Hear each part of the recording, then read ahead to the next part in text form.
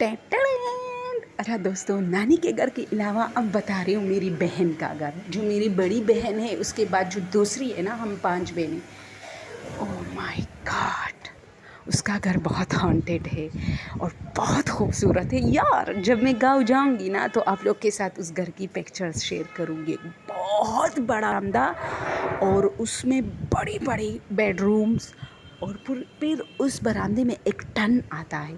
अब टन लोगी तो बहुत बड़ा 2 किचन, एक किचन साफ़ सुथरा यानी किचन होता है जिसमें गैस के ऊपर मतलब क्या करते हैं कुकिंग वगैरह। लेकिन दूसरा जो उनका जो किचन है वो आग की गई है, उन लोगों ने बनाई है, जिसमें आग जला के वो लोग कुकिंग करते हैं। यानी कभी कभार मज़ा आता है बंदे को कि आग के ऊपर जलाए, इस तरह होता है। और वो चूँकि गाँव है तो वहाँ ये चीज़ें ज़्यादा होती है, ये लकड़ियाँ वग़ैरह ये। और सर्दियों में मज़ा आता है, आप आग के सामने बैठे होते, तो वो लोग इसलिए मज़े के लिए एक बहुत बड़ा किचन भी बनाए। फिर उसके बाद एक और टन आता है। जब वो टन लोगे तो आपको तंदूर नज़र आएगा, एक बहुत बड़ा तंदूर। और वो तंदूर कहाँ पर है कि वो जो टन आप लास्ट में लेते हो और जहाँ तंदूर होता है वहाँ एक जंगल शुरू हो जाता है। दोस्तों, इस वक्त मैं अपने लिए चाय बना रही हूँ, आप लोग के साथ मज़ेदार एक हॉरर वाक़या शेयर कर रही हूँ। तो फिर क्या होता है कि उस टन में एक जंगल नुमा जगह है बहुत बड़ा, और वो उनका मतलब उनका एरिया है, उनको हिस्से में वो घर मिला है। तो वो घर इतना बड़ा था कि उन्होंने तो उसमें एक खूबसूरत घर बनाया है, लेकिन जो एरिया मतलब बहुत बड़ा, तो कुछ एरिया बाकी रह रहा था जो कि जंगल नुमा है जैसे पहले से था। तो मैंने कई बार अपनी बहन से कहा कि यार आप लोगों को यहाँ डर नहीं लगता, मतलब जैसे पहले हालत में ये थी अब तक है, तो वो कितने मज़ा आता है इसमें। बच्चे अक्सर कहते हैं कि हम इसमें अंदर इस जंगल में घुस जाते तो अजीब किस्म के जानवर हमें देखने को मिलते, परिंदे चिड़िया वगैरह इस तरह। तो इसलिए ये जगह भी ऐसी ही पड़ी है। अच्छा, वहाँ उनके माल मवेशी भी है, जैसे भैंस, गाय, बकरियाँ, क्योंकि गांव है। तो जो अच्छा, मेरी बहन ने उसके लिए एक औरत और एक उसका एक हस्बैंड है, वो उनकी देखभाल करते हैं उन माल मवेशियों की। तो एक छोटा सा घर भी दूर नज़र आएगा आपको खेतों में।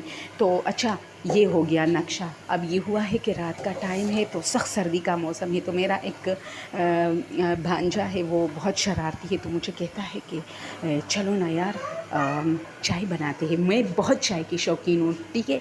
तो मैं तो लालच में आ गई कि अरे यार चाय बनाते चलो। अब ये रात के 2 बज रहे, तो मेरी भांजी मुझसे कहते कि मत जाओ, ये तो पागल है, ये कई मरतबा डर भी गया है लेकिन फिर भी बाज नहीं आता, मत जाओ।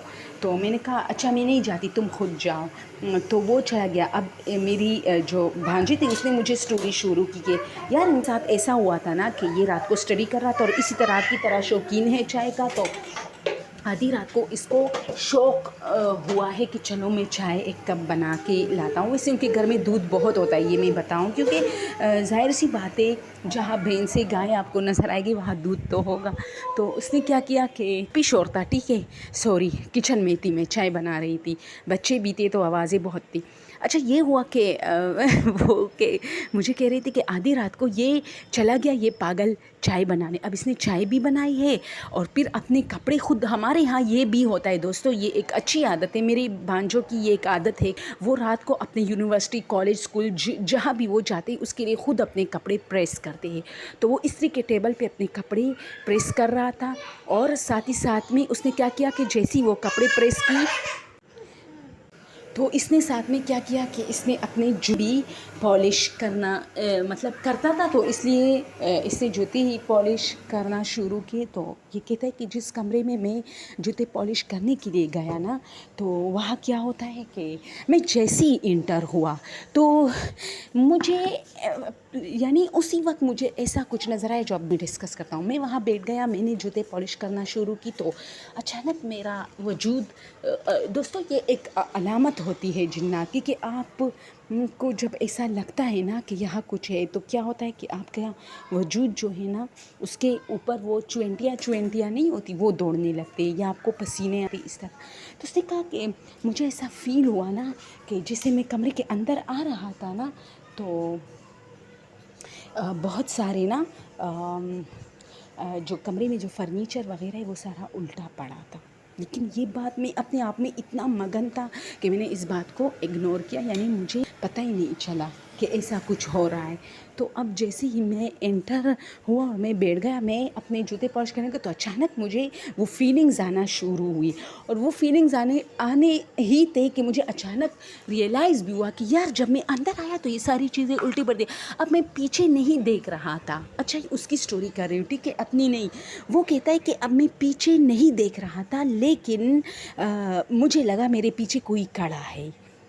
तो मैं डायरेक्ट उठा और कमरे से बाहर आया। और फिर उनका बरामदा बहुत बड़ा है, मैंने पहले भी बताया कि अगर आप भागते हुए भी, उसका कमरा सब लास्ट पे था, तो और ये जिस कमरे में बैठा ये दूसरी साइड से लास्ट पे था।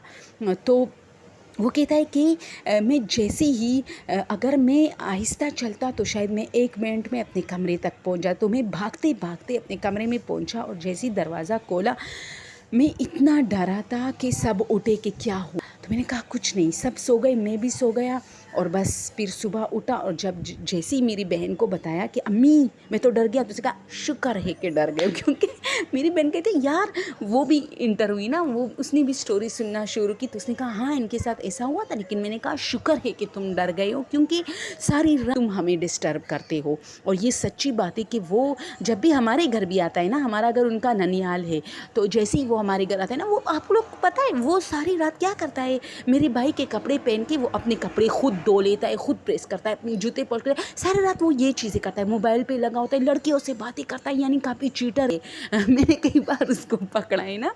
तो फिर क्या करता है कि रात को ज़ाहिर सी बात है, आप एक घर में अपने घर में किसी के भी घर में आप ऐसी एक्टिविटीज़ में मुलविस होते हैं तो लोग तो डिस्टर्ब हो गए वहाँ के लोग। तो मैं तो वैसे भी चैनल पे काम करती थी, तो मुझे एहसास होता था कि कोई जाग रहा है। तो मैं जब उठती थी ना, तो देखता था कि बरामदे में ये बंदा किसी न किसी से बात करता रहता था, या लड़कियों से या किसी से भी। तो और फिर साथ साथ में अपने काम भी निपटाता था। तो ये उनकी अच्छी आदत थी कि अपने काम निपटाता था, लेकिन उनका तरीका गलत था कि वो आधी रात को ये सब कुछ करता था। तो फिर सुबह जब उसने कहा कि ए अम्मी मैं तो डर गया हूँ, तो उसकी अम्मी ने कहा कि शुक्र है कि तुम गए हो, और अपनी गाड़ी में बैठ गई। वो लेक्चरर है मेरी बहन, तो वो अपने कॉलेज चली गई और ये अपनी यूनिवर्सिटी चला गया और बात ख़त्म हो गई। अब जब ये लोग वापस शाम को मिले, तो मेरी भांजी कहती है कि इसने कहा कि यार मैं तो रात को बहुत डर गया था, आज तो मैं रात को बिल्कुल नहीं मतलब जागूंगा, अगर जागूंगा अभी तो अपने कमरे में होऊंगा। बहन ने कहा कि अच्छा कैसे डर गए हो। तो बस इसने जो कहानी ये वाली बताई, तो कई बार मेरी बहन भी डर गई है, वो भी किसी वक्त आप लोग के साथ शेयर करूँगी। लेकिन मैं चाहती हूँ कि अब आप लोग फ़िलहाल यही सुन लीजिए। और जो मैं बार बार कहती हूँ कि मुझे वॉच टाइम का बहुत मसला रहा है, सो प्लीज़ अपने फ्रेंड्स, अपने कॉलेज फ्रेंड्स, अपने बॉय फ्रेंड्स, अपने गर्ल फ्रेंड्स, अपने फैमिली, सबके साथ ये स्टोरी शेयर कीजिए। Thank you so much.